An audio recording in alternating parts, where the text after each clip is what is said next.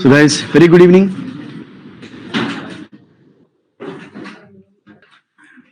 So come back.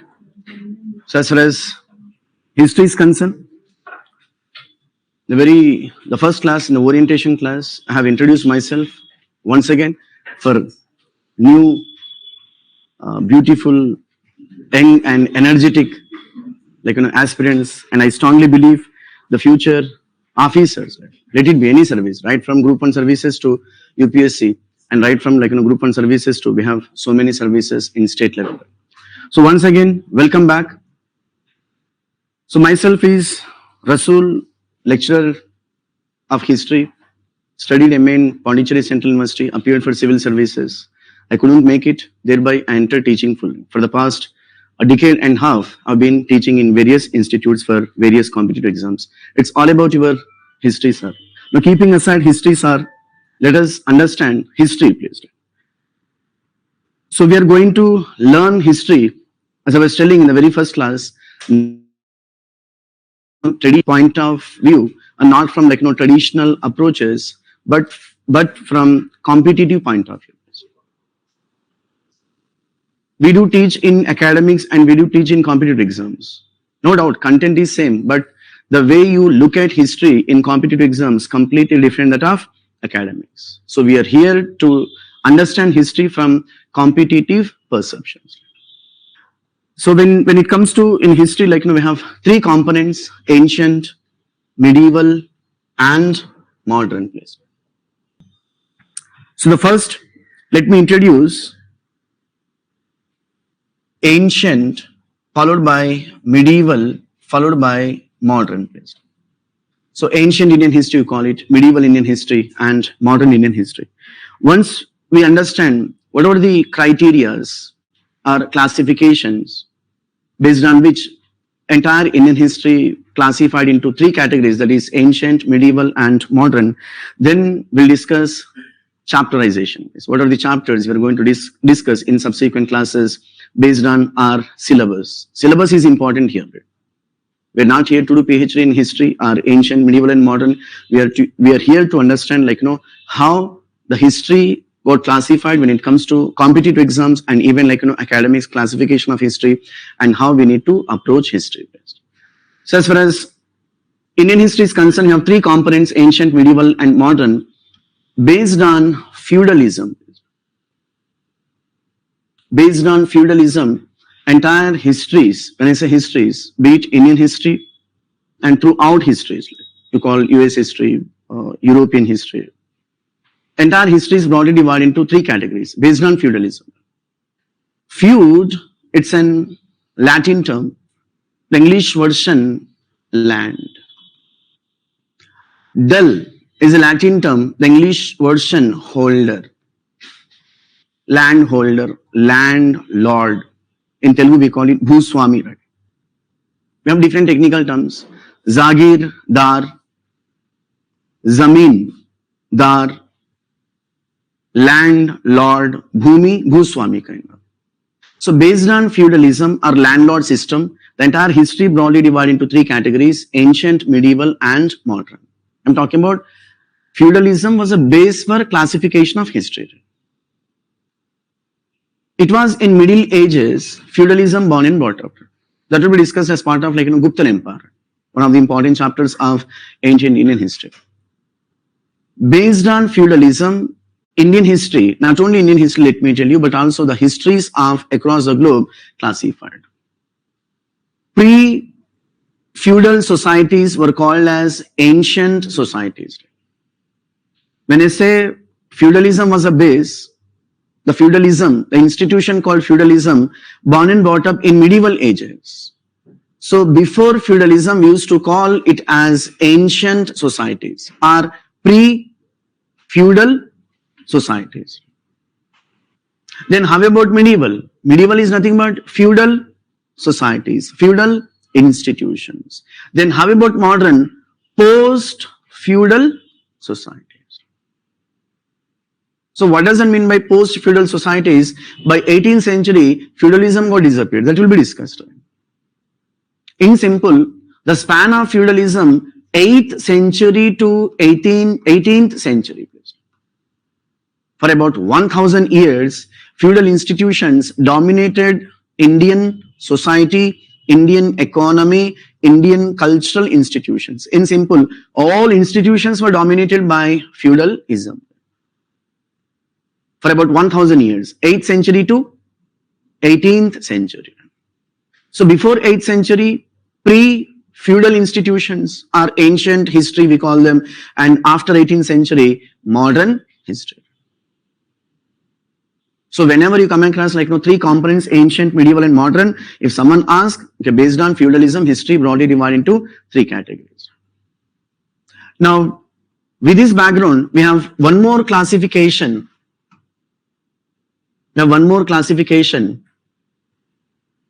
That is based on script. So far we discussed based on feudalism. Based on feudalism, ancient, medieval and modern. Besides, based on script. Script, everyone knows that is written form, right? Language, spoken form, in simple. Script, written form, language, spoken form. So what is this based on script? Based on script, the entire history broadly divided into once again three components, or three categories. That is prehistoric, historic and proto-historic, otherwise called as post-historic. The same terminology we use here, pre-feudal, feudal and post-feudal. Up to the same two words here. Based on script, history broadly divided into three parts, that is prehistoric age. The question is, what does it mean by prehistoric age? Can anyone? What does it mean by prehistoric age? Based on this classification, you can easily answer here. Very simple. Before script or before invention of script. Simple, right? Before invention of script, whatever ages, whatever cultures, whatever even civilizations you call them, you call it as prehistoric age. In simple, prehistoric age is a phenomena where there was no script at all. The absence of script. Simple. The absence of script. We'll be going to discuss in subsequent classes, if it is the case, how did the people under the tag called prehistoric ages or prehistoric cultures communicate? And through WhatsApp, Messenger, no. There is no script, forget about WhatsApp, messengers. That will be discussed as another tag called prehistoric cultures. We have Paleolithic cultures, Mesolithic cultures, Neolithic and all that. That will be discussed. So making efforts to explain you people, based on feudalism, ancient, medieval and modern, based on script, prehistoric age, historic age and proto-historic age. So in simple, prehistoric age is a phenomena where there was no script at all. Keep aside. Now come to historic age. Historic age is a phenomena, yes, we have script. We can read the script, we can write the script, we can understand the script, we can reproduce the script. Historic age. Charitraka Yugamu, we call it in Telugu, right? Everyone Telugus or any non-Telugus? Non-Telugus. Please, from Kerala. Kerala. Odisha. Apram? Any other? Chalo, good. So, prehistoric age, script, no script at all. When it comes to historic age, yes, script is available. We can read the script, whatever script we'll be going to discuss in subsequent classes, and we can understand the script and even we can reproduce the script. The best example of prehistoric age, that is prehistoric cultures, Paleo, Meso, Neo, Chalco and Megalithic. Megalithic cultures. Paleolithic cultures we call them. Mesolithic cultures, Neolithic cultures and other cultures. Then how about an example of historic age? Historic age, an example, that is Aryan civilization, otherwise called as Vedic civilization. Aryan civilization, otherwise called as Vedic civilization, we'll be going to discuss in subsequent classes. Because it was like, Aryans for the first time who produced a fantastic script. And they also developed literature. For our understanding levels, whatever literature which was produced by Aryans broadly divided into two categories under the tag called Shruti literature and Smriti literature. We'll be going to discuss in subsequent classes Vedas, Brahmanas, Aranyakas, Upanishads under the tag called Shruti. We have one more category, Smriti, where I'll be going to talk about Vedangas, Upavedas, Puranas, and finally Itihasas. So what was the classification that will be discussed? In simple, whatever literature which was produced by Aryans, we can understand, we could able to write it. Then how about another phenomenon, that is third category, post or proto-historic age. When it comes to proto-historic age, script is available, but neither we can understand the script nor we can read the script. We can reproduce the script. We call this phenomenon as Proto-Historic Age. The best example of Proto-Historic Age, Indus Valley civilization. The civilization which flourished between 2500 BC to 1750 BC, will be going to discuss. No doubt, Indus people produced a fantastic, beautiful script. Unfortunately, we are not in a position to decipher the script. The problem with not Indus people, but with us. We shall not accuse Indus people because of our inability to understand scripts. Since they developed script, but we are not in a position to understand, decipher, that is the reason scholars branded the script of Indus Valley civilization as Proto-Historic script. And Indus Valley civilization, otherwise called as Proto-Historic Age civilization. One of the titles, we have many titles. The civilization which born and brought up in around 2500 BC, and it had been continued until 1750 BC, has got various titles. We call Indus Valley civilization. We call Harappan civilization. So we're going to discuss why so these many titles. It was also called as Bronze Age civilization. It was also called as Proto-Historic Age civilization. Different technical terms. Obviously, we are going to discuss with a question mark called why these many nomenclatures and all. So based on feudalism, based on scriptism. Now, with this background, when we understand the past, in fact, everyone knows that is that is history and archaeology. Can anyone, what does it mean by history? Study of past, fantastic. Or through inscriptions, good. Any other? Through monuments, okay, fine. Or through coins, right? Fine. Then how about archaeology? Archaeology. How about archaeology? Any history students? BA, MA, MA. Fantastic. BA or MA? BA, right. BA. Abhi BA. Good. The remaining all non-history students. Okay, right. Non-history students. Right. So history and archaeology. Good. So as far as, fine. As you said, few points. What does it mean by history? Fantastic, keep aside. Then how about archaeology? Fossils, antiquities, or objects, coins, antique evidence, as a scientific evidence. Mission Metco, sir. Okay. Scientific evidences. Any other? Manuscripts. Good. Any other?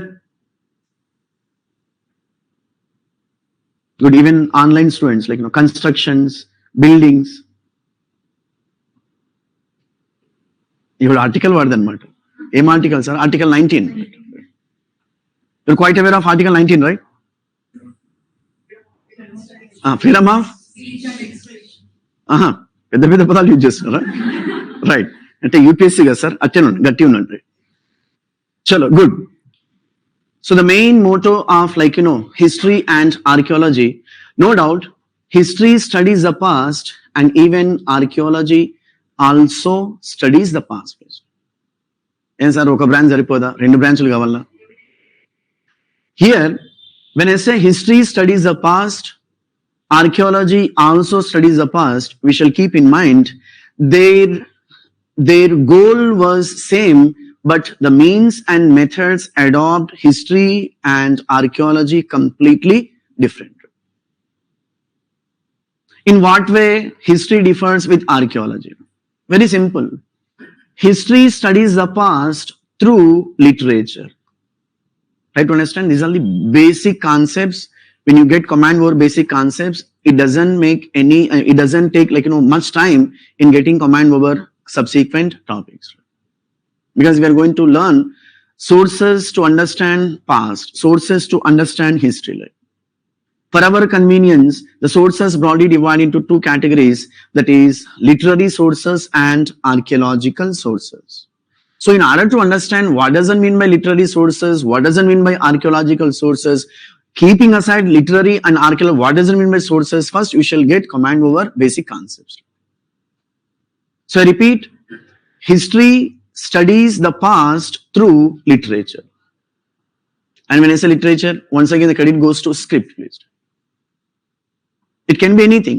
Maybe Sanskrit literature, maybe Pali literature, maybe Prakrit literature, maybe Arabic, Persian. It can be anything, please. Even vernaculars you call them. In simple, history studies the past through literature.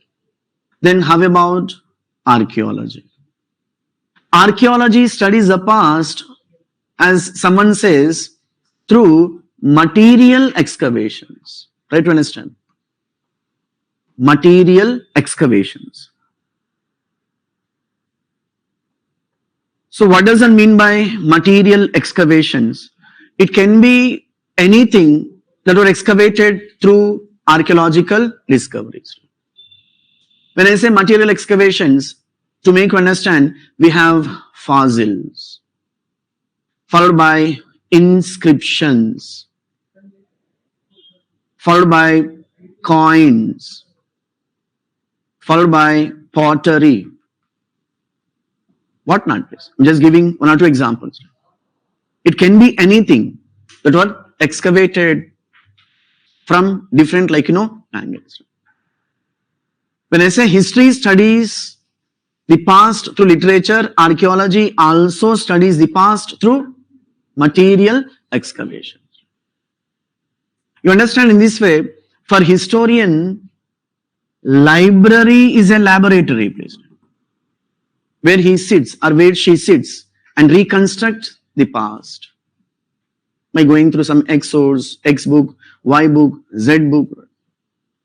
Sitting in library, reconstructing the past. Then how about for archaeologist? Archaeologist, he or she must go to the fields. Fantastic. Fields. Because in order to excavate the things, you're supposed to go to fields. కర్రలు, పలుగులు, పారలు తీసుకుని మెల్లగా పోవాలన్నమాట. అందుకనే sir మేము archaeology తీసుకోలేదు. What ever. So history and archaeology. Now with this background, we are supposed to understand, that is literary sources and archaeological sources.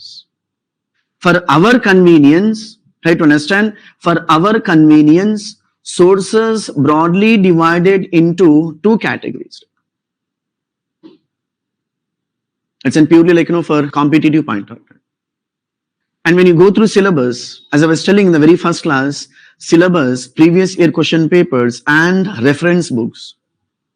Get command over these three elements, please. First, syllabus, whatever exam you prepare for, whether UPSC, APPSC, TSPSC, Kerala Public Service Commission, like, what is a public, whatever, like, whichever state you belong to. First, syllabus, followed by previous year question papers, and followed by, obviously, some standard books. So when you get command over these three elements, let me tell you, your 50% preparation got over. Remaining 50%, just sit and read. That's it. So three elements. In order to get command over these three elements, few people take years together, and finally they earn the title called 30 years industry. And few people take, like, a decade, few other take 5 years, few other take 2 years, few other take 1 year. Ekkadiki sir, market rate venchukodaniki. Samajhdarku ishara kafi. So you are not here to do PhD in particular component. You are not specialists, you are generalists. Like, information from history, information from geography, information from polity, economy. So we're not, like, studying history from academic point of view. It's purely from competitive point of view. Fine. So for our understanding levels, as I was telling, like, history broadly divided into two categories. Sources broadly divided into two categories. That is literary sources and archaeological sources. When I say literary sources, you shall keep in mind, okay, history studies the past through literature. That's it, please.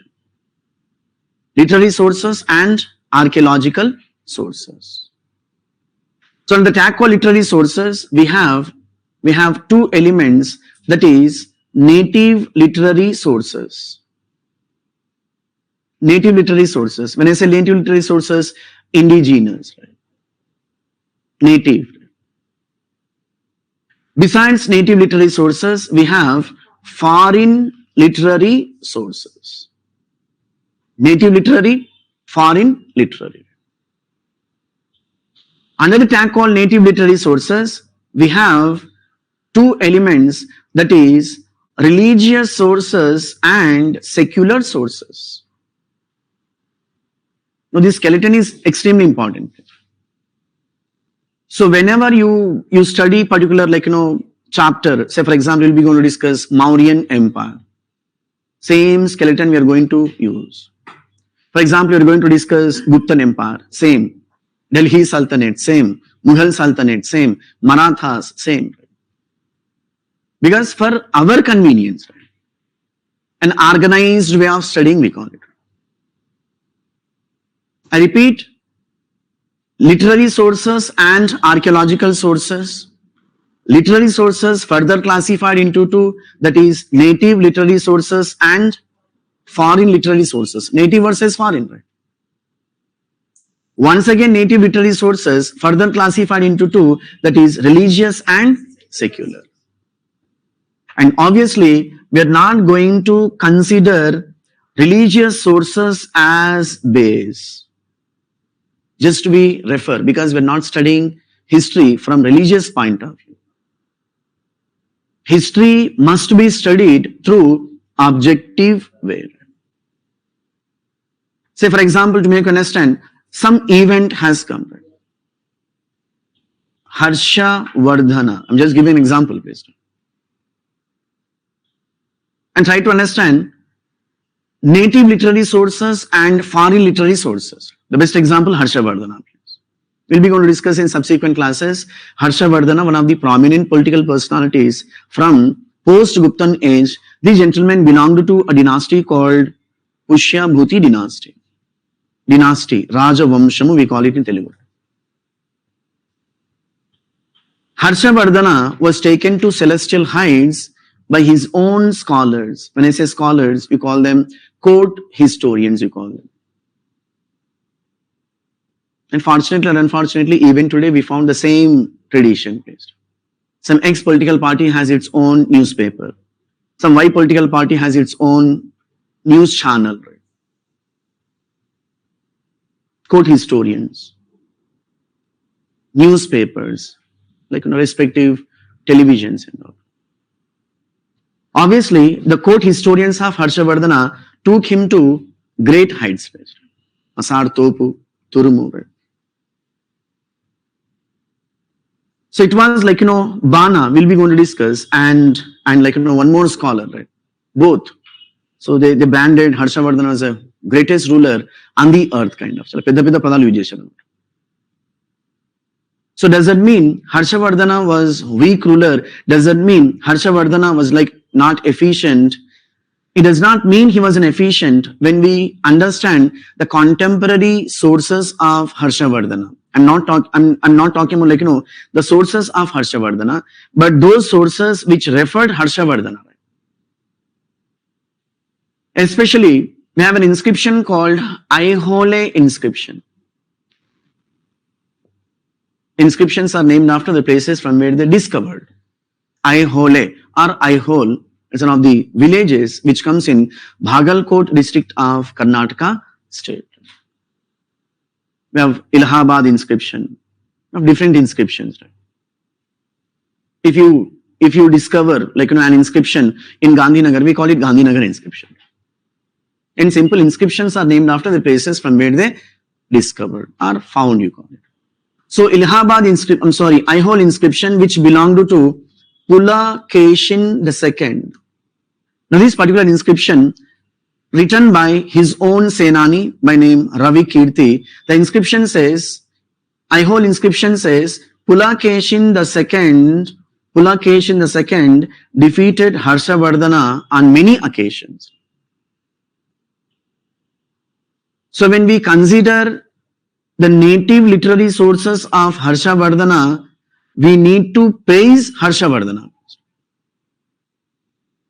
So when we take into consideration the foreign literary sources, when I say foreign literary sources, I'm not talking about like, Pulakeshin II was a foreigner. Compared with Harshavardhana, he was a foreigner. Like, non-North Indian ruler, you call him.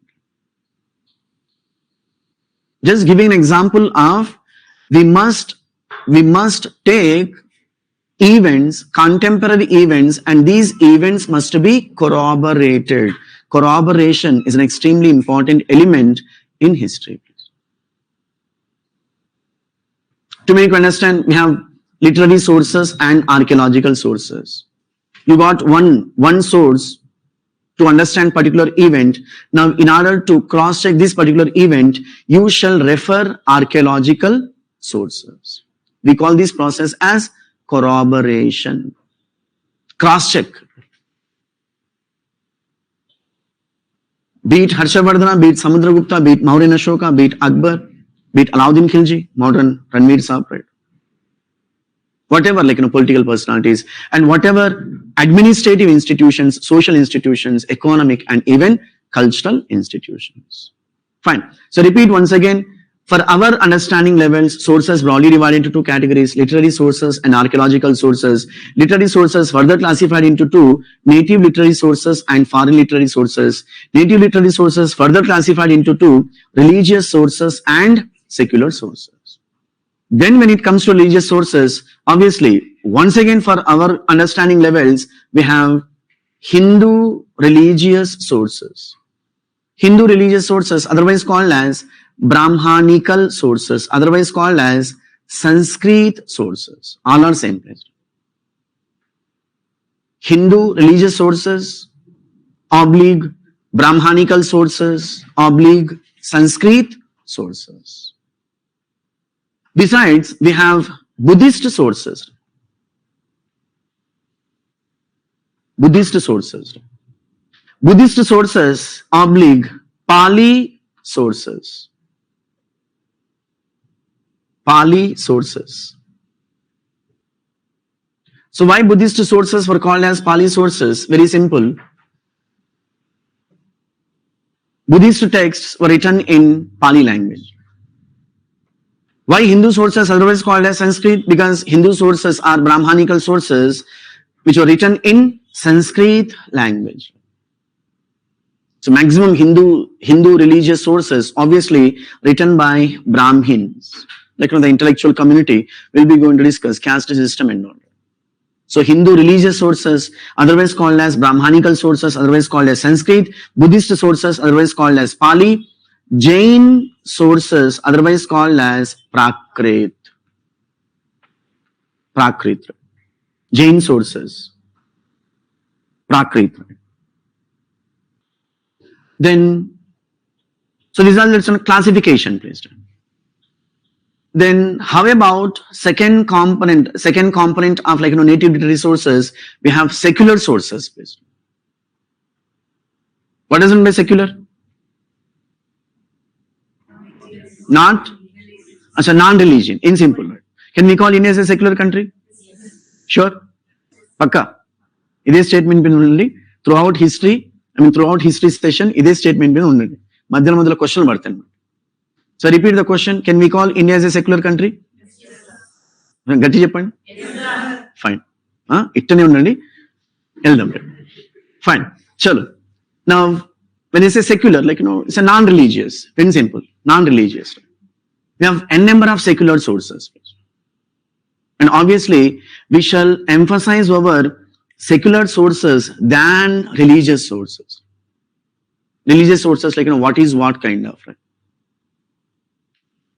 And secular sources, reason being, why secular sources are important? Reason being, previous question. One of the components of UPSC, not only UPSC, but also like all competitive exams, that is art and culture. Art and culture. Whenever you come across culture, in fact, culture consists of various components. One among them was literature. One among them was literature. Now, literature, one of the components of culture, literature, followed by religion, followed by art forms. We'll be going to speak in subsequent classes. My point is, why we shall concentrate on literature, the so-called sources, because one of the important components of culture is art and culture. So what does it mean? What were the areas to be concentrated? Very simple, books to be concentrated. Whenever you come across books, you need not to read each and every aspect of particular book. Only 4 components, that is name of the book, name of the author, language, and finally content. 4 elements, please, not more than that. Only 4 elements. For example, let me give an example of how particular books to be concentrated. To make you understand, we have a book called Artha Shastra. It's the name of the book. Artha Shastra. We'll be going to discuss as part of Mauryan space. Artha Shastra, name of the book. Fine. Then the question is, name of the author. Who wrote Artha Shastra? Simple. Kautilya, a little bit, otherwise called as Chanakya, otherwise called as Vishnu Gupta. ఒక పేరు పెట్టుకుని సరిపోదు, 3 పేర్లు పెట్టుకున్నాను, మనం కూడా పెట్టుకున్నాం, చిన్ను, మన్ను, Sonu kind of. So Arthashastra was written by Kautilya. Second component got over. Third component, language. In which language? That's it, very simple, Sanskrit language. A little bit Sanskrit language and Grantha script. Sanskrit language and Grantha script. What is Grantha script? That will be discussed as part of Mauryan. And finally, content. What is content? What is it? Administration. Fine. Any other? Political affairs. Fine. Any other? Statecraft. Good. Any other? అంటే ఇవన్నీ తప్పనా? లేదు, ఇవన్నీ కరెక్టే. మళ్ళీ వాళ్ళు రాయొచ్చు కదా, రాస్తాను, ఇంకేమైనా వస్తుంది. Cultural aspects. Fine. So when it comes to content of Arthashastra, very simple, say statement, Arthashastra deals with politico-administration. Politico-administration. That's it, please.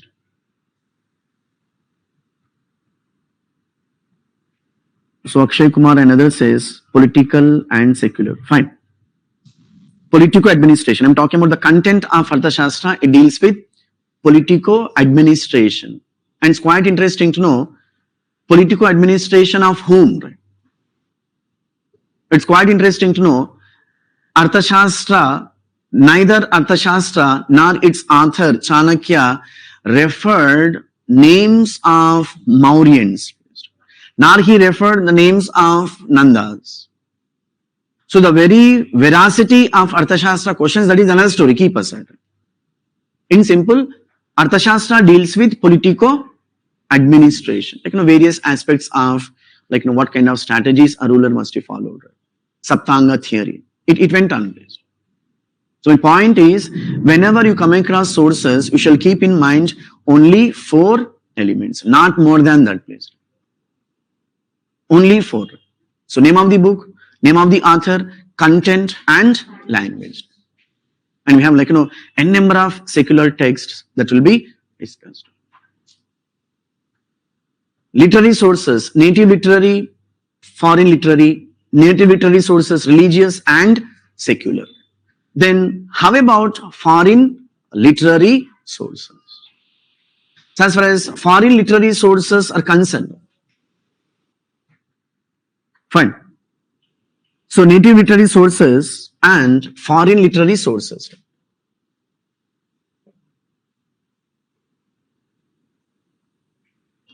Foreign literary sources. So what does it mean by foreign literary sources and the significance of foreign literary sources? When you go through previous year question papers, at least 1 or 2 direct questions you do get from this component based. Let me narrate one question. Which of the following sources that can be considered as reliable? Option A, religious sources. Option B, secular sources. Option C, foreign literary sources. And option D, all of the above.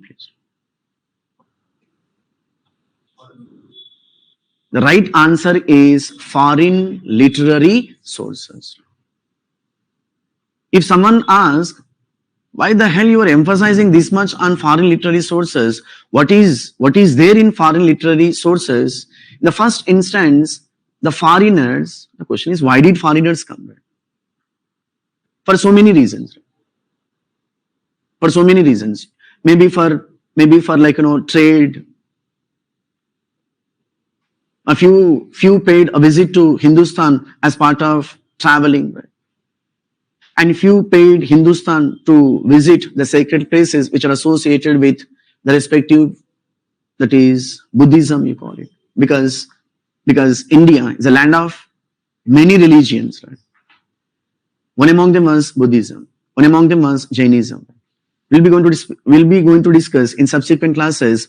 It was in 6th century BC alone we found 64 philosophies.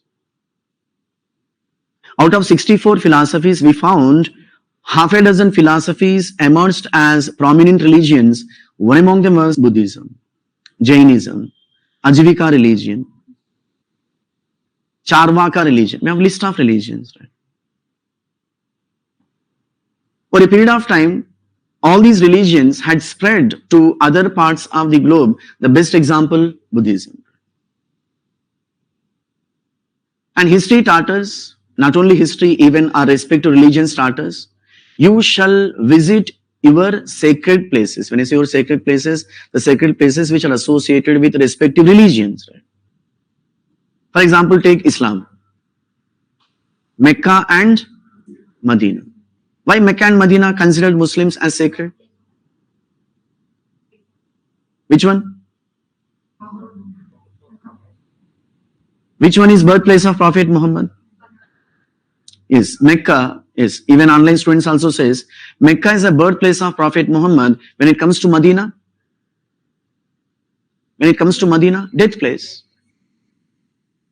Birthplaces and death places of the respective religious preceptors were always sacred, keep in mind. After the same towards Christianity. But Bethlehem and Jerusalem.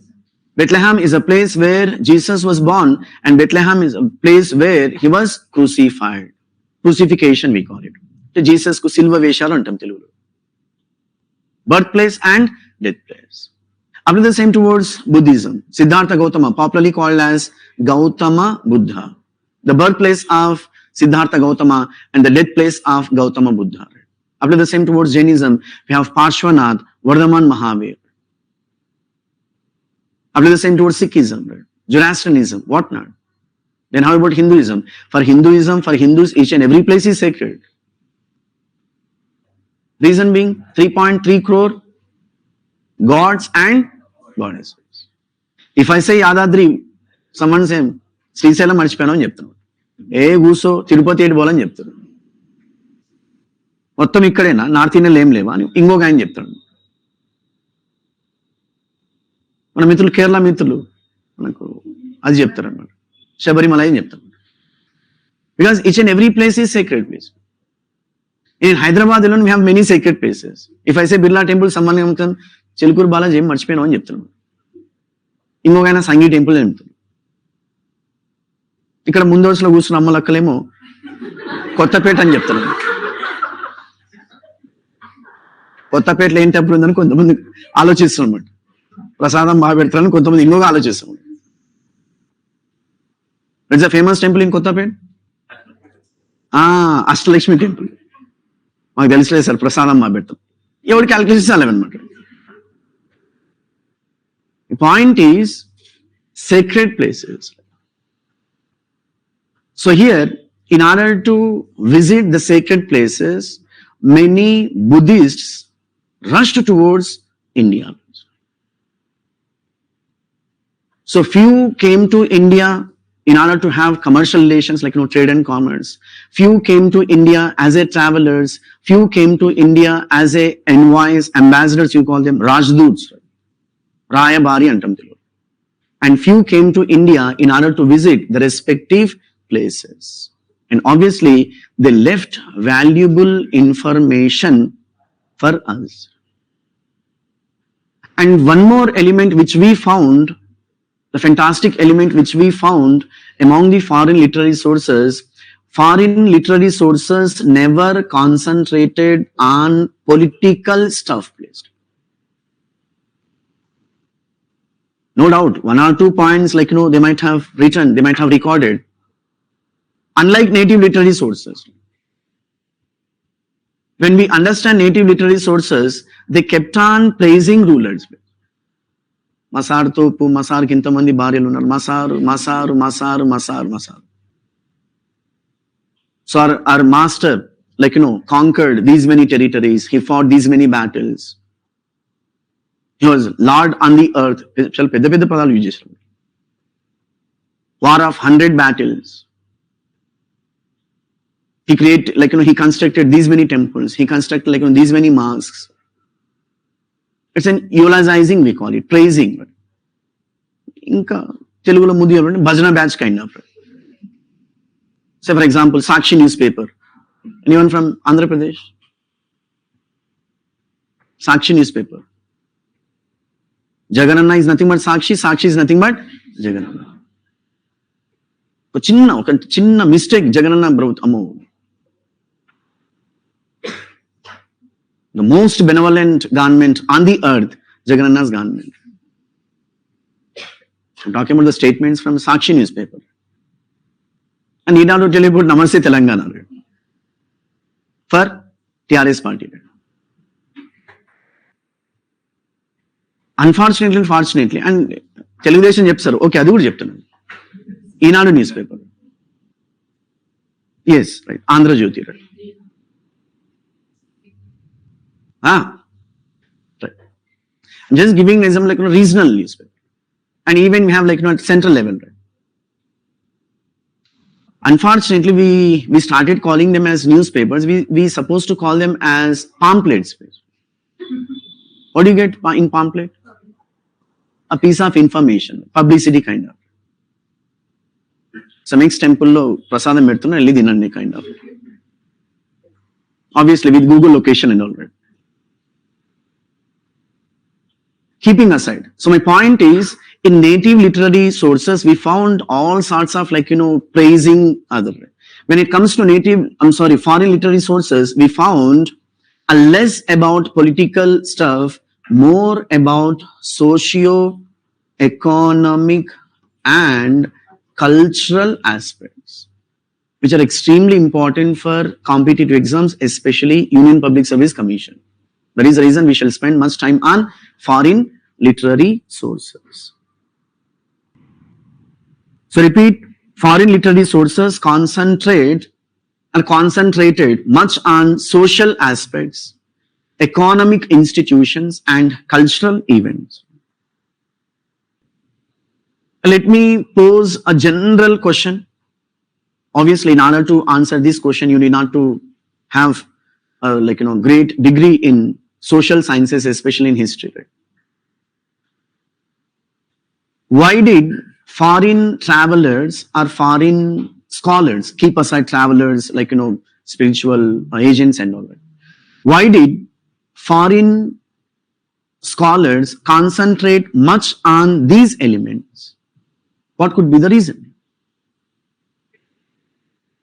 Why didn't they neglect political history or political events which was highly praised by local scholars? What could be the reason? Including online students. Acha, because they are civilized.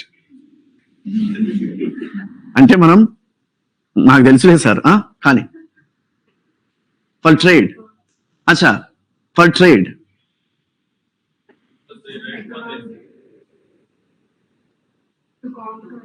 To conquer okay fine ఏదో సచిన పెళ్లికి వచ్చిందే కట్నం ఏదో colonization, outsiders. So what? Politics. Good. Good. They did record whatever they witness. Good. Any other? A little bit common sense is required. అది ఏడు దొరుకుతుంది sir అమెజాన్లో ఉంటుందా ఇవే తగ్గించుకోవాలని చెప్పాను అమెజాన్లో ఆఫర్ నడుస్తుంది కదా సార్ కామన్ సెన్స్ అని కొడితే వస్తుందా Fine. Asha Patel says because they lived among common people. Good. Akshay Kumar says travel accords which they can learn and implement their native places. Good. Acha, they were secular. We are conservatives. Fine. Attani ka sir. Attane sir. Any other? Koncham ఆలోచించాలి. You shall think అనమాట. రేపటి నుంచి think చేస్తాం sir అట్టనే right saying something నేనేం చెప్పలేదు sir నేను చెప్పను కూడా చలో కోయి బాత్ so very simple when you're talking about foreign scholars, why did foreign scholars concentrate much on socio-economic and cultural aspects? Reason being, they are new elements to them. Simple. Indian society is completely different that of their society. Indian economy is completely different that of their economy and apply the same towards culture. It's in human nature. Human nature always welcomes the new elements. Human nature shall welcome the new elements. Old elements welcome cheste adi human nature kadanamata, stagnated nature. How many of you from Hyderabad? Right, Hyderabad. What do you get in pamphlet? A piece of information, publicity kind of. Some next temple lo prasadam పెడుతున్నా వెళ్ళి తినండి kind of. Obviously with Google location and all that. Keeping aside. So my point is, in native literary sources, we found all sorts of praising other. When it comes to foreign literary sources, we found less about political stuff, more about socio-economic and cultural aspects, which are extremely important for competitive exams, especially Union Public Service Commission.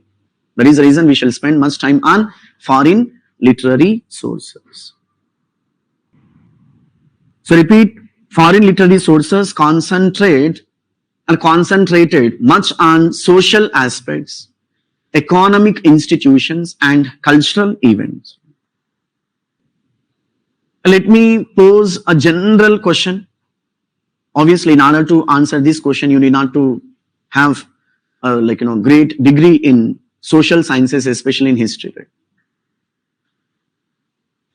Why did foreign travelers or foreign scholars, keep aside travelers spiritual agents and all that, why did foreign scholars concentrate much on these elements?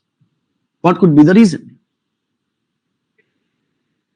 Why didn't they neglect political history or political events which was highly praised by local scholars? What could be the reason? Including online students. Acha, because they are civilized. అంటే మనం నాకు తెలుసులే sir కానీ for trade అచ్చా for trade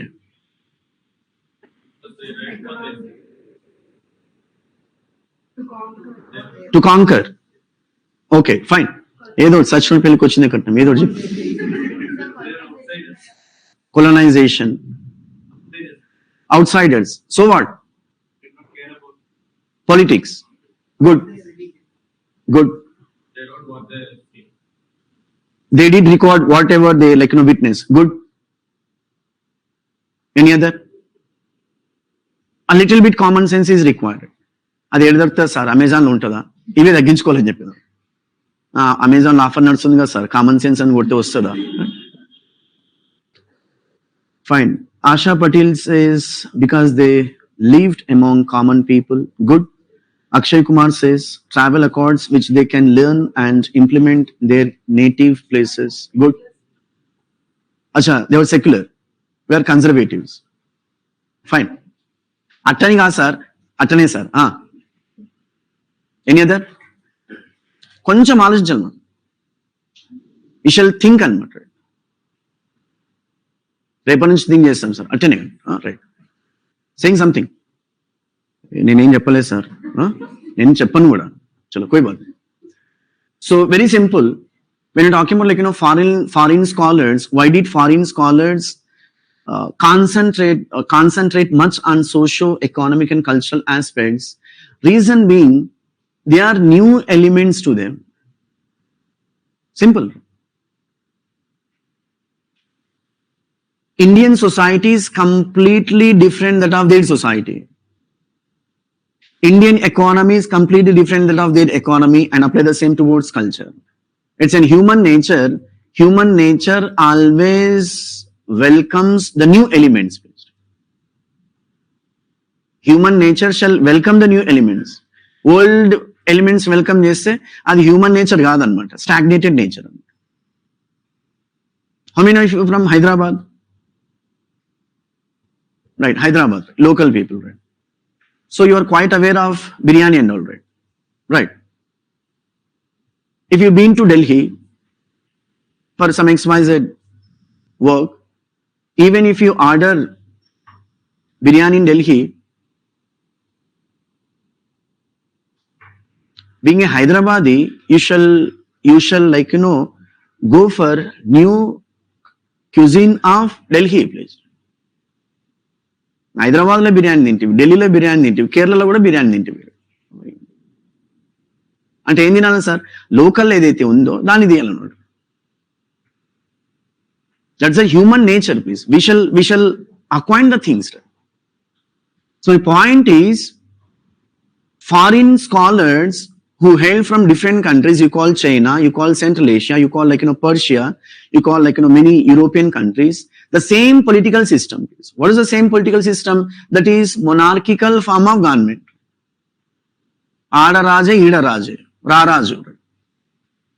But when it comes to society, it's completely different, right? Their societies might have got on some criteria, on the basis of some criteria. Whereas here, completely different societies, completely different social institutions, and very very new for them. When I say for them, foreigners, new social institutions they found on Indian social institutions. Apply the same towards economy and culture. Outcome, they emphasized over socio-economic and cultural aspects. Very few scholars, foreign travelers, did concentrate on political stuff. And obviously, their sources were reliable than that of Indian sources. Because Indian scholars obviously they had to praise their respective masters. Reason being, they were patronized by masters. It's not in the case of these people. So compared with native literary sources, foreign literary sources were accurate, they were reliable, and even with foreign literary sources, we can better understand socio-economic and cultural aspects of the respective periods. You call ancient and medieval. We have, that is, archaeological sources, please. Have subheading archaeological sources.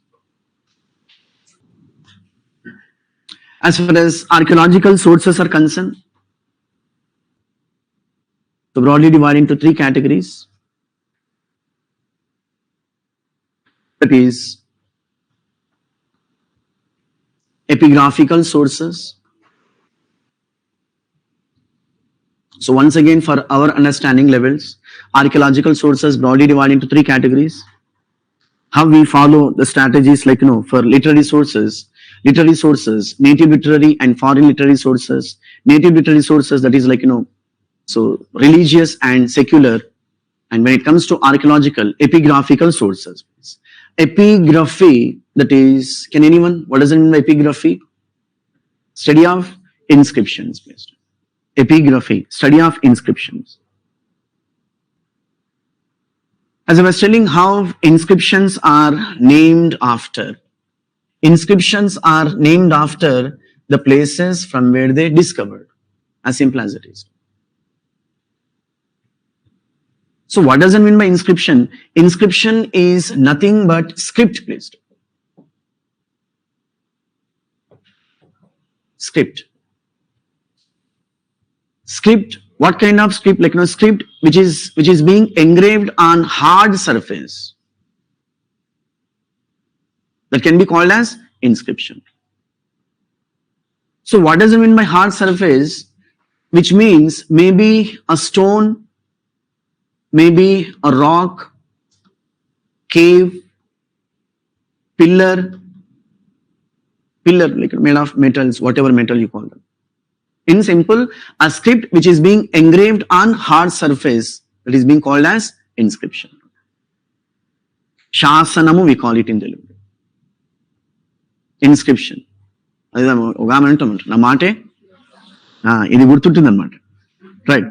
So the study of inscriptions, we call it epigraphy, and inscriptions are named after the places from where they discovered. Now through inscriptions, we found various content. For example, political content, please. Political content. So what does it mean by political content? Generally, inscriptions are being inscribed by senanis. Modern Katapa kind of, right? Senani, commander-in-chief, right? Senanis. Commander-in-chiefs, they do inscribe inscriptions to explain the political victories of the respective masters. For example, to make you understand, we have Allahabad inscription, or Allahabad Prashasti we call it, Sanskrit term, Prashasti. Since this Prashasti Sanskrit term, the English version, eulogy, praising kind of. Since this Prashasti discovered at a place called Allahabad, Modern Prayagraj, fantastic. Modern Prayagraj, Allahabad Prashasti or Prayagraj Prashasti, whatever you call it. So since this particular inscription or Prashasti, discovered at a place called Allahabad, we call it Allahabad Prashasti or Allahabad Prashasti. So Allahabad Prashasti was written by Hari Sena, the Senani of Samudra Gupta. How we have learned, when you read literature, 4 components to be kept in mind, that is name of the book, name of the author, language and content, only the same towards inscriptions. Same 4 components.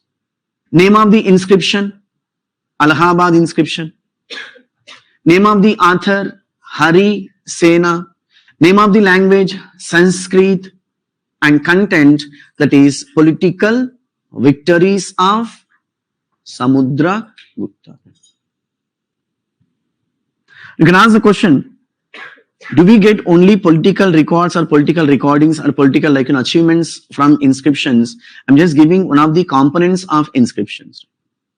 Besides political recordings, we also come across the useful information which is related to obviously society and economy.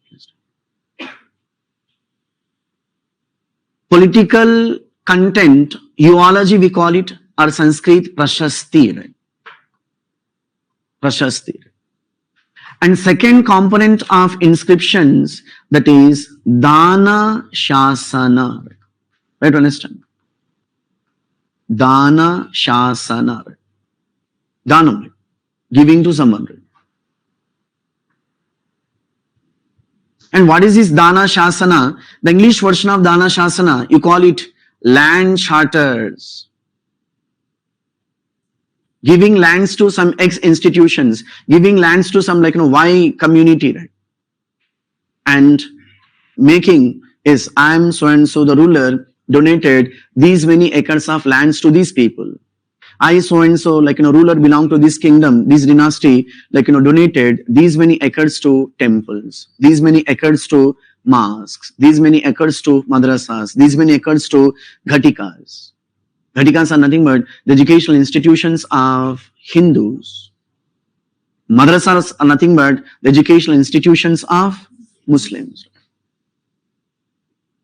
I need now to tell you, even today, the same tradition is being continued. 10 రూపాయలు ఇచ్చి 10 సార్లు చెప్తాం అన్నమాట. Start observing the things. Whenever you happen to go to any temple, దేవుడి కంటే పెద్ద పెద్ద పేర్లు ఎక్కువ ఉంటాయి అన్నమాట. Some ex donated fan. వాటి మీద పేర్లు ఉంటాయి. Start observing the things, please. లేకుంటే ఒక హుండీ donated by some ex, donated by some shop owner wala, donated by Chandana brothers. Ashadam sale lo kotintaru. It's a human nature which had been carried right from the days of beginning. And even today we carry this. Recently Ganesh festival got completed. Akkada chandadarలను పెద్ద postal వేసింటారు. అది ఇచ్చింది 100 రూపాయలు. వాళ్ళ పేరు మాత్రం పైన ఉందని చెప్తున్నాడు. Dana Shasana, land charters we call them. So we'll be going to discuss the examples of Dana Shasanas.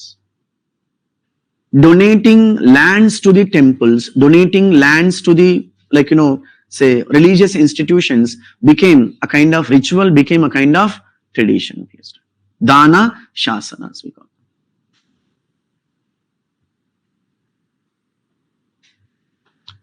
And besides, we have one more component, that is Raja Shasana. Raja Shasana. As far as Raja Shasana, Raja the king, Shasana, edict we call it in English. Royal edicts we call them. Raja Shasana, the English version of Raja Shasana, royal edicts. So what does it mean by royal edict? Some sort of orders, you call them. Rules and regulations. The best example of Raja Shasanas, Mauryan Ashoka. The Ashokan inscriptions, popularly called as Raja Shasana. Ashokan inscriptions, neither Prashastis nor Dana Shasanas, but Raja Shasanas. So what does it mean by Raja Shasanas? Why did Ashoka, why did Ashoka's inscriptions brand as Raja Shasana? Because he instructed his own people to follow this. He instructed his own people to pay taxes. He instructed his own people to behave like this. Instructions, rules and regulations. That will be discussed as part of Mauryan's place. Especially Ashoka's Dhamma. Ashokuni yokka dharmamu, we call it in Telugu. Dharmamu, Telugu. Dhamma, Prakrit. Dharma, Sanskrit. Righteousness, English. So what exactly Ashoka's Dhamma and what are the provisions of Ashoka Dhamma? So these gentlemen enlarged all these provisions of Dhamma in inscriptions and installed the respective junctions so that people could follow, people could understand and follow in day-to-day lives. So for our convenience, based on content of the inscriptions, they are broadly categorized into three: Prashasti, Dana Shasana and Raja Shasana. I need not to tell you, each and every element has its own nature and they all help us in understanding past. Besides, another component of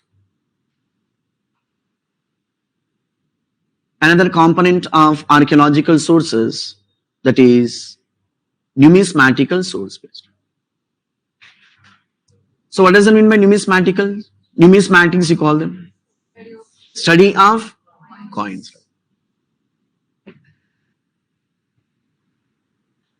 Numismatics. Study of coins. The science which deals with coins, numismatics. So history, historian. Numismatics, numismatician. Archaeology, archaeologist. Epigraphical, epigraphicist. So numismatics, numismatician. So according to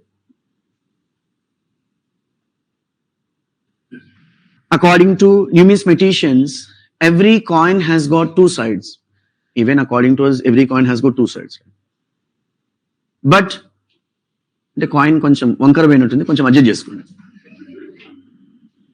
కళాకారులను ప్రోత్సహించండి, అది మన యొక్క ధర్మం అన్నమాట. సమజ్దార్కి ఇషారా coffee. Right. So as far as coin has got two sides, according to numismaticians, they prefer to call it as upwards based, and second one is reverse. In general layman language, we call it heads and tails. Bomma borusu. Maku telusle sir, cheptunna annamata. So upwards and reverse based. In upwards, we found, that is, images of either kings or queens. In simple, images you call them. Images are royal symbols, royal emblems, some sort of symbols, general symbols, secular symbols. So on upwards, the images of either kings or queens or gods or goddesses. When I say gods and goddesses, obviously Hindu gods and goddesses, right? And some sort of royal emblems. Now, for example, we'll be going to discuss as part of Sangam age, Cholas, Cheras and Pandyas. Cholas, the masters of North Tamil Nadu.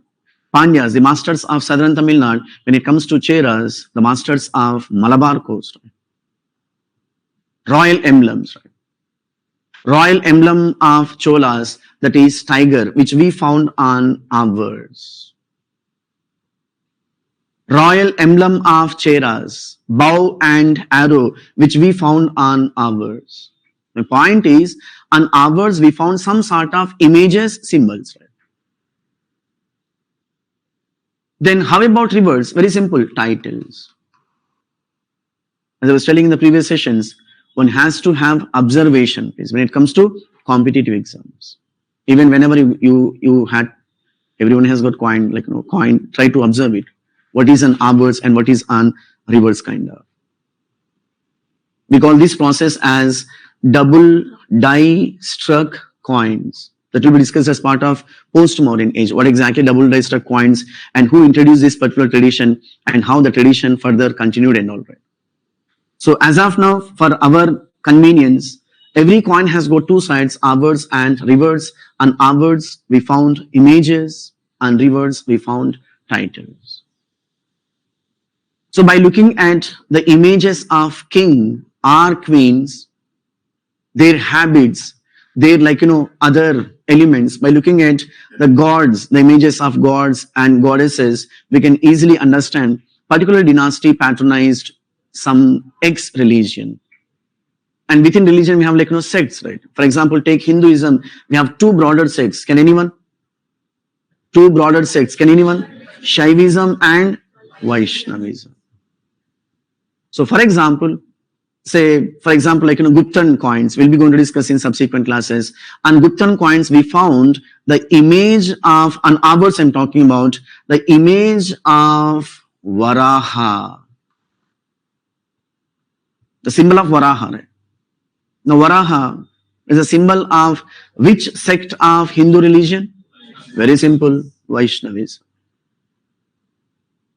If you come across on ours the symbol of Nandi, the symbol of Trishul, trident, Shaivism. So rivers, some sort of titles, please. Raja Adi Raja, some XYZ titles we have, right? And you can ask the question, then how about Muslim coins? In Hindu coins, fine, we have kings images, queens images, gods images, goddesses images. Then how about Muslim coins? Because Islam stands on monotheism, forget about gods and goddesses and all right. So we found, we'll be going to discuss in subsequent classes, we found on ours Muslim coins, that is calligraphy. Calligraphy. Can anyone, what is this calligraphy? Art of writing, fantastic. The science which deals with art of writing. Please. So what is this art of writing calligraphy on ours? Very simple. The Muslim, rulers, they follow traditions since Islam opposes image worship and other stuff. So Muslim rulers ordered their own, inscribers, take sacred verses from Quran and engrave them on coins, ours coins. And even today, whenever you happen to visit any mosque, you never come across images in mosque, you come across some sort of Arabic verses on the walls of the respective mosques. We call this tradition as calligraphy. So on ours, calligraphy, then how about rivers, same titles. So since the absence of images in Islam or Muslim history, thereby Muslim coins where we found calligraphy. Besides, coins do help us in understanding past, especially the economic fate of a particular kingdom. Economic fate. How coins help us in understanding economic, situation of particular kingdom, we found on many occasions, that is gold coins. I'm talking about metal. Gold coins.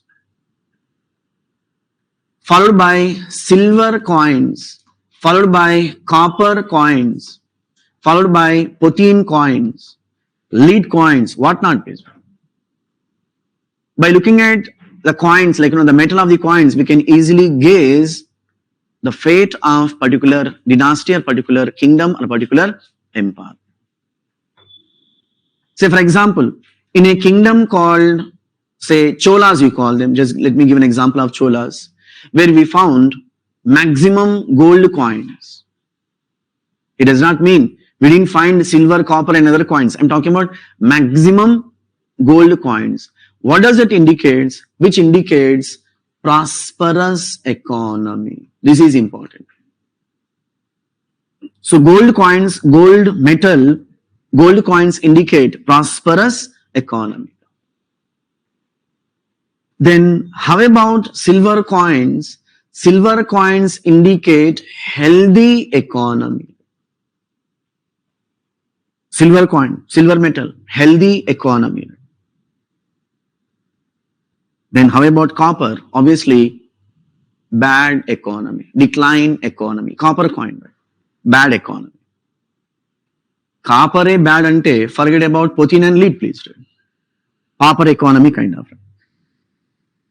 పెద్ద దరిద్రం అని మాకు తెలుసులే sir.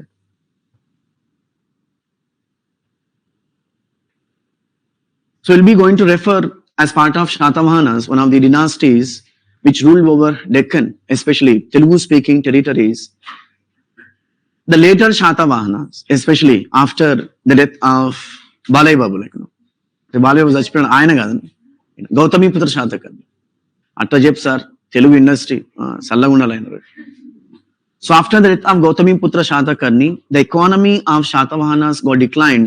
Reason being, how did you say on this particular statement? Reason being the excavations of Potin and lead coins. Until the days of Gautamiputra Shatakarni, obviously it was prosperous economy. Reason being silver and copper. Forget about gold, please. Silver and copper, especially maximum coins like silver coins. Silver coins, healthy economy. So later rulers, we found Potin and lead. So whenever you come across Potin coins and lead coins, bad economy or pauper economy. So under the tag called archaeological sources, we have epigraphical, that is inscriptional evidences and all. Besides epigraphical, we have numismatics and numismatical sources. Besides, we have monuments based.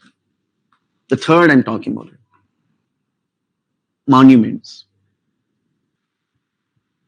Another important component of archaeological sources, monuments. So under the tag called monuments, we have, for our convenience, same, we have, say, secular monuments and religious monuments. How we classify, that is like secular sources and religious sources. Once again, for our convenience, secular monuments and religious monuments. As far as secular monuments are concerned,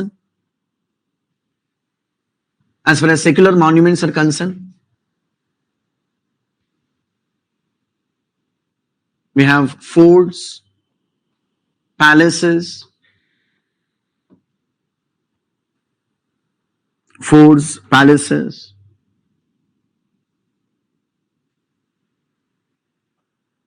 stadiums. The best example, Firoz Shah Kotla, Delhi place. So Firoz Shah Kotla, it's an Firoz Shah Tughlaq. We'll be going to discuss as part of Delhi Sultanate.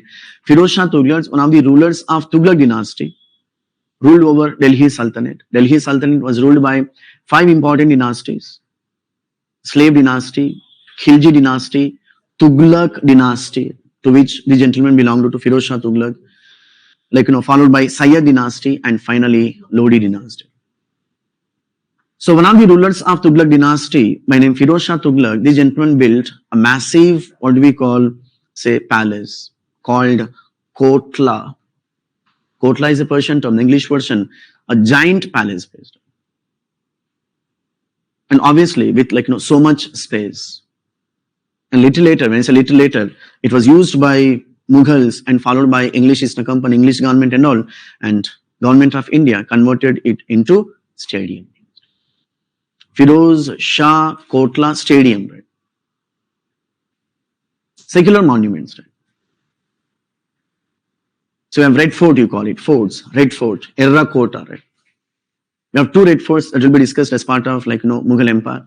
Red Fort at Delhi, built by Shah Jahan. Red Fort at Agra, built by Akbar. I'm just giving one or two examples. We have a number of forts. We have palaces. Jahangir Palace, Akbar's Palace, Jodhbai's Palace, Raja Birbal's Palace, some XYZ palaces we have. Then how about religious monuments? So as far as religious monuments are concerned, we have we have temples, you call them. It's fantastic. Viharas. We have basadis. We have mosques. We have churches.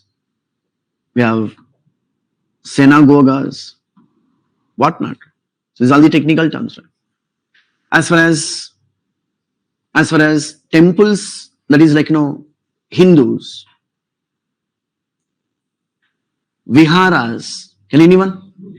Buddhist. The Buddhist temples, the Buddhist prayer halls were called as viharas. So when you go through previous question papers, maximum questions you get technical terms based. Because technical terms is an area where you can easily squeeze. Okay, sir, mana pere mana gurtundu. Forget about technical terms, please. So we shall understand the nature of UPSC. Forget about UPSC, the nature of competitive exams. How the questions are being asked. Maximum on technical terms. You shouldn't be 100% getting command over technical terms. You must be good at elimination. Vihara vaste Hindu temple pettakunda yedo temple pette zalannamata. So temples, Hindu prayer halls you call them when it comes to viharas, Buddhist prayer halls when it comes to basadis, Jain prayer halls or Jain temples you call them. Basadi we call it.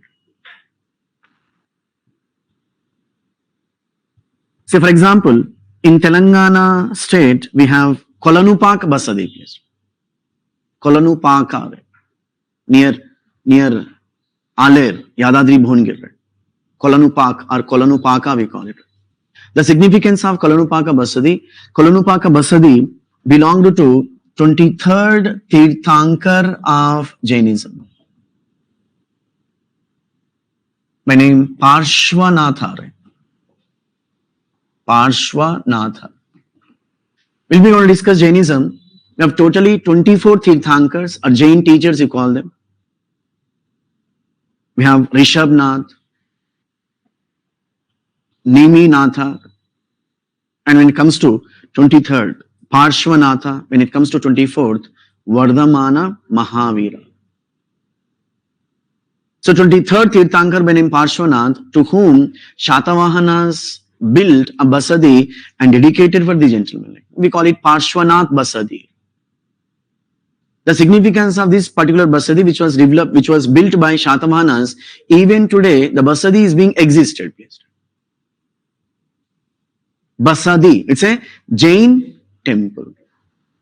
So why we were emphasizing this much on basadi? Because many basadis, many viharas were demolished by Hindu rulers. In place of viharas and basadis, built temples. And no doubt many temples were destroyed by Muslim rulers and built and apply the same towards Christian rulers, English East India Company and other stuff. Because we are talking about ancient and medieval ages where we found Matsya Nyaya placed. Fish law. Fish law is nothing but the summary of fish law or Matsya Nyaya, the big swallows, small. Telugulo mudduga balavantunide rajyam antum. So in majority country, the voice of minorities always be suppressed. Kind of, right? So when I say some XYZ prayer halls were destroyed by someone, obviously their prayer hall was destroyed by others and others someone. temples, Hinduism, viharas, Buddhism, basadis, Jainism, mosques, Islam, churches, Christianity, synagogues. Can anyone? Synagogues, Jews, fantastic. Jews. యూదు మతస్థులు అంటాం తెలుగులో. The best example, Albert Einstein. Albert Einstein belonged to this particular religion, Jews. The most sophisticated community on the earth. Today, United States of America leading like number one position, the credit goes to these people. If you are theist, you call God-gifted people. If you are atheist, extremely talented people. So behind the curtain of United States of America, Jews. Unfortunately, these people were the enemies of Muslims and Christians. Religious conflicts. If you have the habit of reading newspaper, even today we found enormous conflicts between Jews and Muslims, Jews and Christians. Because Jews, Muslims and Christians, they came from the same, more or less the same religion, called Abraham religion we call it. The religion of book. Jews have got their own book. Christians have got their own book. Muslims have got their own book. So book of religions we call them. Keeping aside this stuff, like it's an secular monuments and religious monuments. Yes, fantastic Gurudwaras, right? 6 Gurudwaras, right? So here, like, keeping aside this stuff, let me pose once again a general based question. Out of secular and religious monuments, even today, we found only religious monuments, but not maximum secular monuments. In simple, maximum secular monuments were destroyed. To make you understand, say we have 100 secular monuments and 100 religious monuments. Out of 100 secular monuments, only 10 secular monuments are being survived. When it comes to out of 100 religious monuments, 90 religious monuments are being survived. What could be the reason? Including online students. I repeat the question. Compared with secular monuments, why or what factor forced religious monuments to be survived? Emotional attachment. Conservation, right? Protection kind of. Good, very good.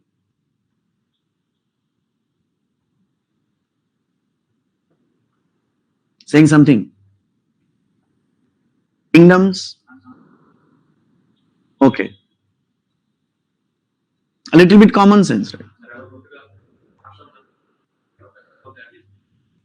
ఇక్కడ అచ్చా secular ఎవరు తగ్గట్టు వాళ్ళు add చేసుకోండి. Okay fine. Which one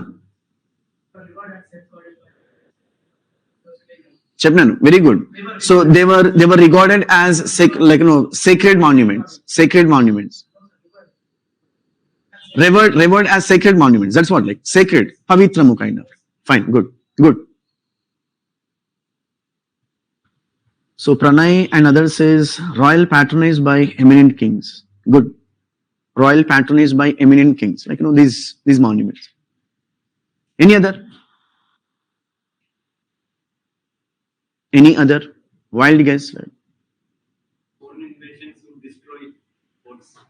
Asha, during some XYZ invasions, they concentrated on secular monuments, rather religious monuments. Kind of. Fine, good. Any other? Sridhar says they were culturally associated. Asha Patil says subject would revolt if they destroyed. Very good. Subjects, like people, right? In monarchical form of government, we are supposed to call the people as subjects. Right? If someone asks, what is the difference between subject and citizen? Can anyone? I repeat the question. What is the difference between subject and citizen? I'm not talking about history as a subject, please. Not this subject. Subject and citizen. Citizens have rights. Okay. And not DPS period. Subjects, fantastic. You are my lord kind of. Kind of. Chalo, good. Subject is the one who doesn't have rights but duties. Then how about citizens? Citizens do have rights followed by duties. For example, sir, good morning. Light this score. One of the moral duties, please. అంటే good morning చెప్పాలా sir? చెప్తే చెప్పకపోతే prelims కాదా sir? మనం చూసినాం లేదు sir. Subject, no rights. When I say no rights, no voice at all, please. Because monarchical form of government, everything is monarch, please. King, despot, we have different technical terms. Then how about in democratic form of government? The people in democratic form of government or republican form of government or whatever form of government, apart from monarchical form of government, you're supposed to call them citizens. Good. So keeping aside this stuff, someone says natural calamities. So natural calamities mottam bola gani only you botaya. Notidula, whatever. Response is important. Mokan answer చెప్పడం ఎక్కువ. అట్లని కాదు. Right. होता रहता है. Notidula అనమాట. చలో. Good. Whatever, like Article 19, please. Very simple. Religious అని చెప్పారా? చిచి మేమేం చెప్పాం సార్, నువ్వు చెప్తే రాసుకుంటాం. Good. So we were nurtured in the respect to religions. You supposed not to destroy religious monuments. Simple. You supposed not to destroy religious monuments, whatever religion you belong to. And even we were told that you're supposed to protect these monuments. ఎక్కడన్నా paint పోయింది, ఇజ్జత్గా కష్టపడి దానికి paint కొట్టమని చెప్తున్నమాట. దేనికి? వీటికి. నన్ను ఇక్కడ light తీసుకో, పని లేదా అని చెప్తాను. లైబ్రరీ కావాలి, ఇవన్నీ వద్దనమాట. లైబ్రరీ కావాలి, బడి కావాలి, secular monuments and not. And unfortunately we were also nurtured by looking at secular monuments. మనలో ఉన్న క్రూరులు బయటకు వస్తారు అనమాట. What for? To destroy these monuments. It's in human psychology. Right? మనలో ఉన్న ఒక కళాకారులు, పెద్ద పెద్ద కళాకారులు బయటకు వచ్చి వాటి మీద పెద్ద పెద్ద పేర్లు రాస్తుంటారు. మాకు తెలుసులే సార్, హార్ట్ సింబల్ వేసేట్టు రాస్తారు కదా సార్. కైండ్ ఆఫ్ సమజ్దానికి ఇషారా కాఫీ. సో ఒక జనరేషన్ ఇంకొక జనరేషన్ కట్ చేస్తే ఉన్నది పోద్ది, ఉంచుకునేది పోద్ది అనమాట. ఇక్కడ is not the situation, please, because we were instructed to protect these monuments. Outcome, some X, Y, Z rulers in ancient and medieval, they built temples and mosques, and even today had been surviving. In medieval ages, like the secular monuments, our English East India Company, our English government built some sort of like say palaces, they're being destroyed. The credit goes to nature of the people. And no doubt, as someone like one of our friends, she says generally like kings do patronize religions, and they do like extend their support to monuments and all. No doubt about it. And one of our friends, he says during foreign invasions, yes, during foreign invasions, the first target of foreign invaders, obviously, forts. We'll be going to discuss as part of Delhi Sultanate. So in order to avert Mongol invasions, the sultans of Delhi erected large forts. They were bombarded by Mongols. Not only in northwestern India, so Mongols generally, like Mongols hailed from Central Asia. Obviously, they had to enter India from northwestern India, and they targeted Western India and like North India and all. Whatever forts which were built by the respective sultans of Delhi, all were bombarded. One of the reasons. But keeping aside the foreign elements, I'm talking about like the nature of the people. As I was telling, you shall start observing the society. In your village, say for example, there is a school, you call it, a library, you call it, or some sort of general public building or general public, like, say chamber. We never consider, we never, like, make efforts to protect the public monument, but we made tireless efforts, we make, like, definitely efforts to protect our religious structures, whatever religion which you belong to today. Outcome, even today, the so-called religious monuments are being survived, whether Hinduism, whether or Islam and other stuff. So with this background, we'll be going to discuss in subsequent classes what kind of like, architectural style wherein Hindu temples were built. That is Nagara style, Vesara style, Nagara style in North India, Vesara style in Deccan, and Dravidian style of architecture in South India. When it comes to mosques, that is Indo-Islamic style of architecture. And even, like, we have Buddhist viharas, basadis, right? They have their own typical style. Even, like, we have churches. Churches were built in a typical style called, can anyone? Fantastic, Gothic style of architecture. So Nagara, Vesara, Dravida, Hindu temples, Indo-Islamic style, otherwise called as Indo-Persian style, that is, like, mosques. When it comes to Gothic style of architecture, that is, like, churches and all, right? It's all about sources. Now, with this background, just have subheading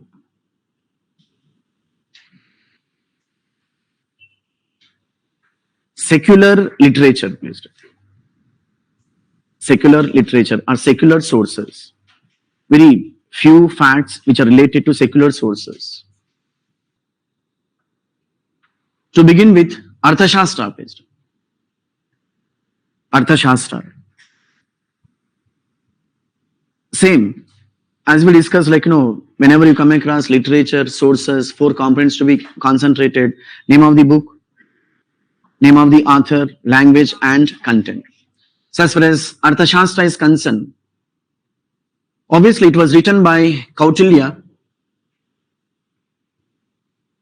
It was written by Kautilya.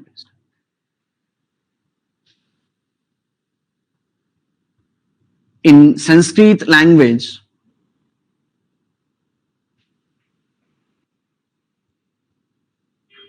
and in Grantha script. Sanskrit language, Grantha script. And when it comes to the content of Arthashastra, politico administration.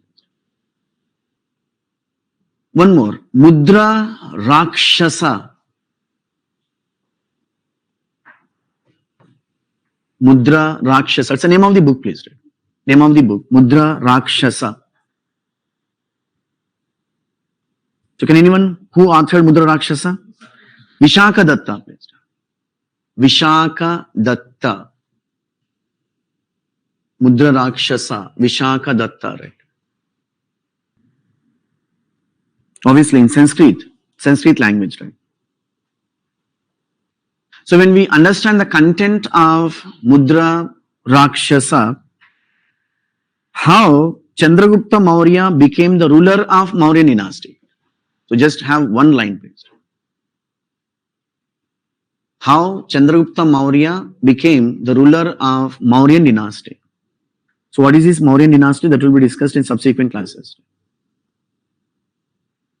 So just 1 or 2 secular texts, please, for your understanding level.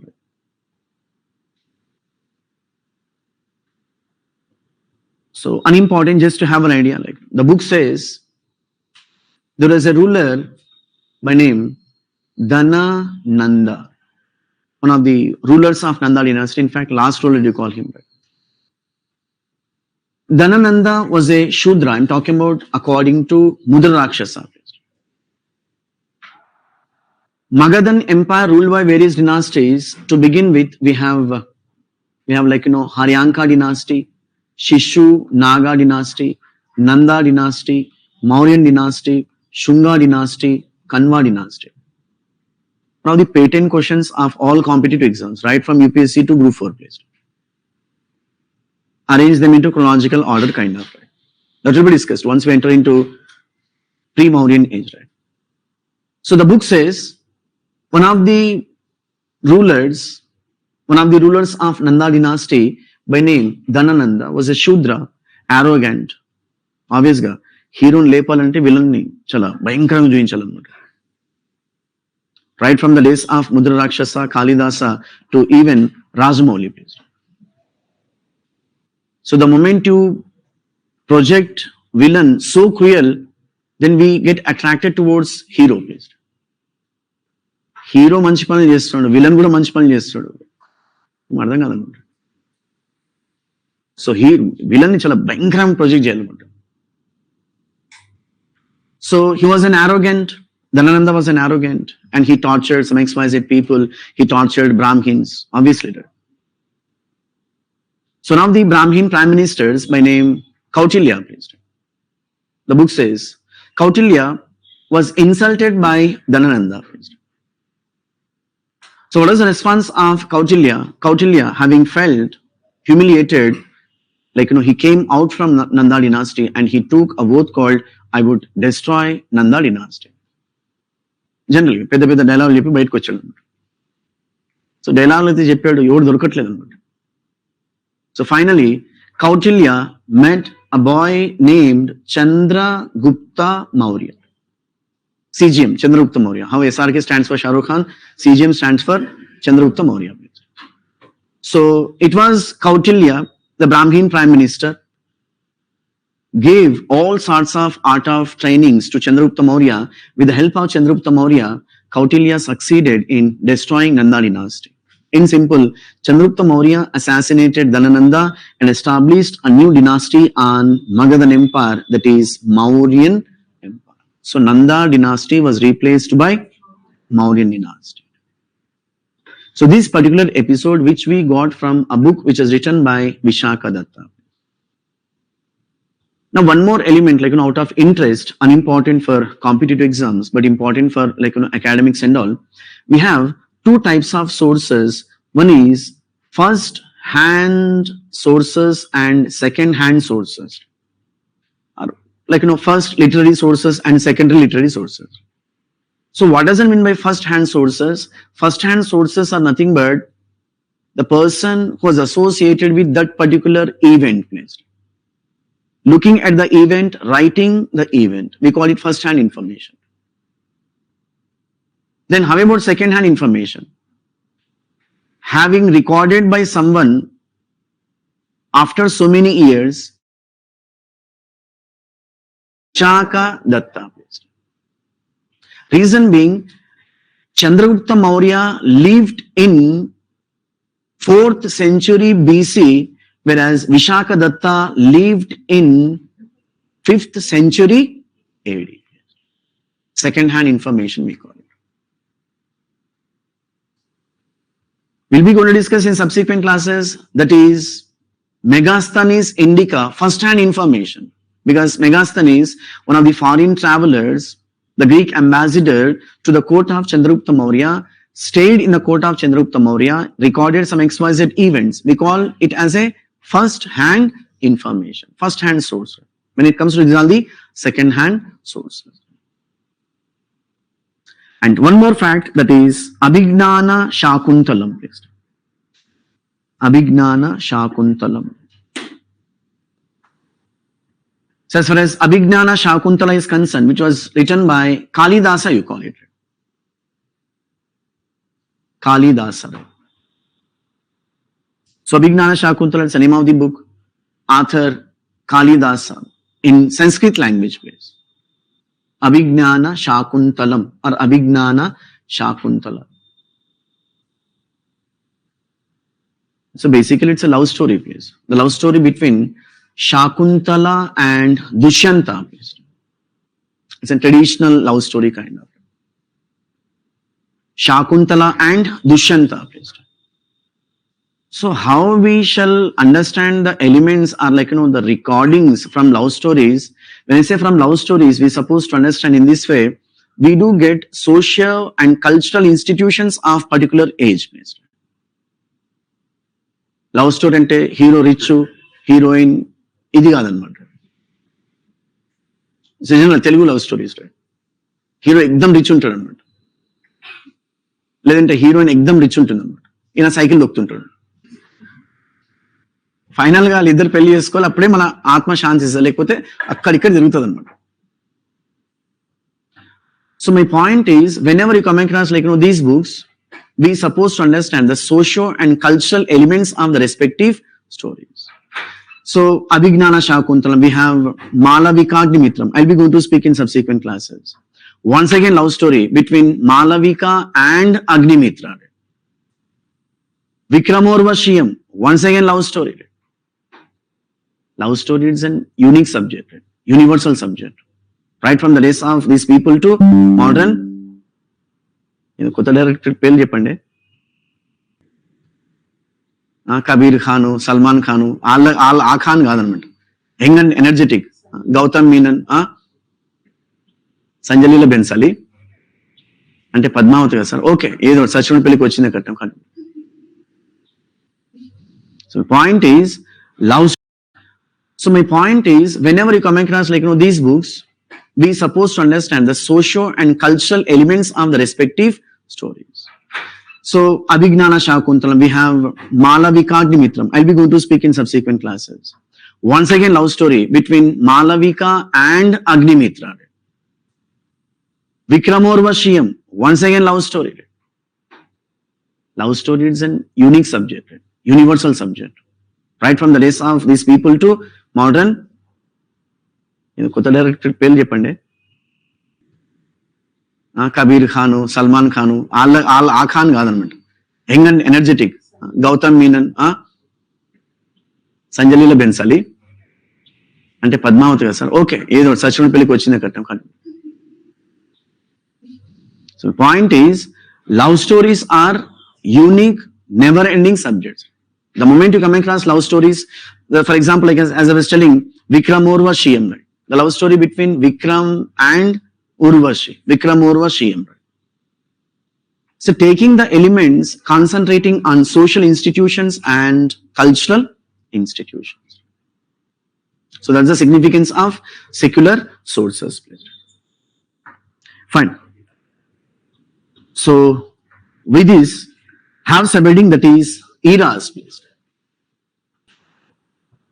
కొంతమంది వాచ్లు చూస్తున్నారా? Shall we continue? Sir రేపు రావాలంటే ఇప్పుడు stop చేయి, మరి అంత ఇజ్జత్ చెప్తే ఓకే అన్నమాట. Fine. So with this you just ఎస్ అక్కడికి వస్తున్నానే, అక్కడికి వస్తున్నా. So just write down reference books please. What are the reference books? అదేదో పెద్ద పెద్ద పదాలు యూజ్ చేసినావు, ప్రీవియస్ పేపర్ చెప్పినావు, syllabus, reference books. As far as reference books are concerned, go through NCRTs based. NCRTs. Ancient India by R.S. Sharma. Medieval India by Satish Chandra. And followed by Modern India by Bipin Chandra. So repeat, the three old NCRTs, star mark conditions apply, three old NCRTs. According to UPSC and other competitive exams, generally they prescribe the old NCRTs. So you can ask the question why don't we read new NCRTs and all that. So when you go through old NCRTs, you do come across analysis based. Unfortunately, we don't have that analytical things in new NCRTs. Since competitive exams concentrate on how analytical abilities, so when you go through these books, obviously you'll get some, besides content, you get analysis. Once you complete these books, then go for standard books. The question is, what were the standard books as far as ancient India is concerned? Once again, R.S. Sharma. Ancient India, R.S. Sharma, it's an Ancient India, which is meant for +1, +2 students, written by R.S. Sharma. It's a government books, please. Then how about Ancient India by R.S. Sharma, private book, extensive book, right? Reference book you call them. So these are the standard books, right? Ancient, medieval, and modern standard books. These are the for +1, +2 students. And don't say that already we have completed. ఇవి తగ్గించుకోవాలని చెప్పాను. +1, +2 అయిపోయింది, degree కూడా అయిపోయింది, PG కూడా అయిపోయి ఉండొచ్చు. But మనం exam point of view like whatever exams you are preparing for, మనం ఎగ్జామ్ పాయింట్ ఆఫ్ వ్యూలో ఇప్పుడు చదువు ఉండకపోయొచ్చు. అప్పుడు చదివింటే దూరం వచ్చేవాళ్ళం కాదనమాట. అది వేరే విషయం అనమాట. So ancient history by R.S. Sharma. One more book, Ancient History by D.N. Jha. D.N. Jha. So we'll be going to refer what are the areas to be concentrated, what are the areas to be read, not now, for a period of time. So the moment I say you're supposed to read half a dozen books only for ancient, you're not here to do PhD in history. Say for example, Ancient Indian History by R.S. Sharma. I'm talking about private book, only few components to be read, which are important for our exam. Apply the same towards D.N. Jha. Then how about medieval? Once again, we have medieval 2 volumes, volume 1 by Satish Chandra, volume 2 once again by Satish Chandra. Volume 1 and volume 2 Satish Chandra. And followed by modern Indian history, once again the same gentleman, Bipin Chandra, that is India's struggle for independence. A little bit bulky wala book, కొంచెం చూస్తే కడుపులో తిప్పుతుంది, అయినా కూడా చదవాలన్నమాట. India's struggle for independence. Besides India's struggle for independence, one more book we have, India since independence. Struggle for independence, that is right from 1757, 1857 revolt, 1885 Indian National Congress, we have moderate phase, extremist phase, Gandhian phase. All these topics are being covered.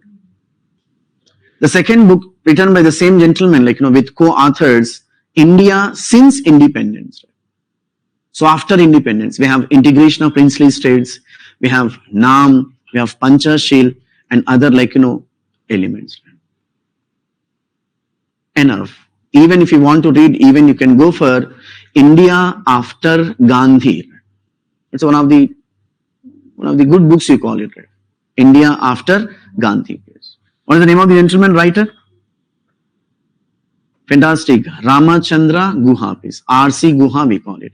India after Gandhi. అంటే ఇన్ని books ఇప్పుడే తీసుకోవాలా sir? అవసరం లేదు. మరి ఏం తీసుకోవాలి? First go for these 3 books. ఇంకా మీకు ఇంట్రెస్ట్ ఉంటే గో ఫర్ అదర్ బుక్స్. లేదు మా పని అయిపోయింది మేము వెళ్ళిపోతామంటే ఇక్కడనే కూర్చోండి. Right. So nothing is impossible. Just believe in that, right? So request everyone while you're attending classes, 3 elements you shall keep in mind. First one, tomorrow we'll be going to discuss prehistoric cultures. You shall go through prehistoric cultures. What does it mean by prehistory? What does it mean by Paleolithic, like Mesolithic? So give the glance of prehistoric cultures, 10 to 15 minutes, not more than that. With that background, attend the lecture. Write down important points. Go back to your dormitories, your rooms, or whatever. That's it. So 3 elements. First one is read, attend the class, listen the lecture, note down important points. Once again, going back and reading. It must be continuous process. 1 week చదివి చాలా చదివాం, rest తీసుకొని మళ్ళీ అలసిపోయి మళ్ళీ rest తీసుకొని ఇవ్వద్దు అనమాట. So it must be continuous process for all subjects, not only for history, subject, for all subjects. So with this, we'll have a pause. In the next class, we'll meet. Right? Thank you.